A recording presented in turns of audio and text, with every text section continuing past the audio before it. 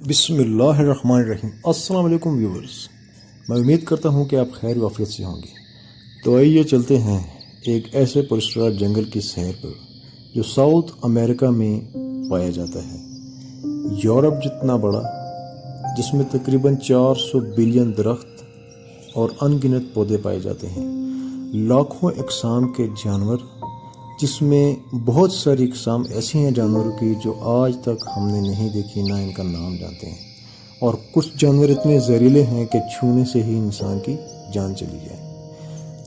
ہمارے ساتھ رہیے، ویڈیو میں آپ کو انشاءاللہ بہت مفید معلومات ملیں گی، ایسی معلومات ملیں گی جو آج تک کسی نے آپ کو نہیں دی ہوں گی۔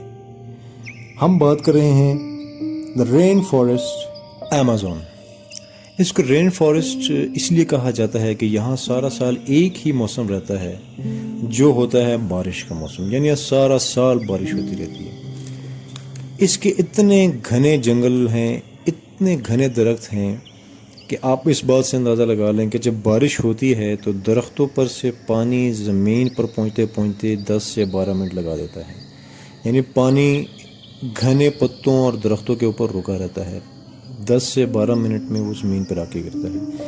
اس سے ہٹ کے اس جنگل میں بہت ساری جگہ ایسی ہیں جہاں پہ سارا سال سورج کی کرنیں نہیں پہنچ پاتی ہیں، گھنے جنگل کی وجہ سے۔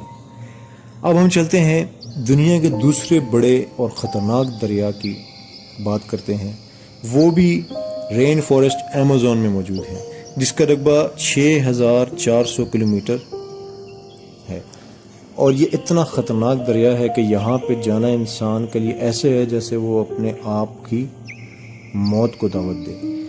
دنیا کے خطرناک ترین مگرمچھ جو 1 سیکنڈ میں انسان کی جان لے لیں، اور دنیا کے سب سے بڑے جو ایناکونڈا سانپ ہیں وہ بھی اسی دریا میں پائے جاتے ہیں۔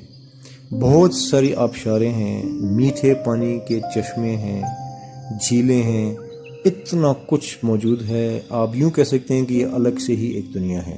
اس کو دنیا کے پھیپھڑے بھی کہا جاتا ہے ایمیزون جنگل کو۔ اس کی وجہ یہ ہے کہ دنیا میں ہم جو سانس لے رہے ہیں، آکسیجن کو انہیل کر رہے ہیں، یہ پوری دنیا کی جو آکسیجن بن رہی ہے، یہ 20% اونلی ایمیزون کے جنگل سے بنتی ہے۔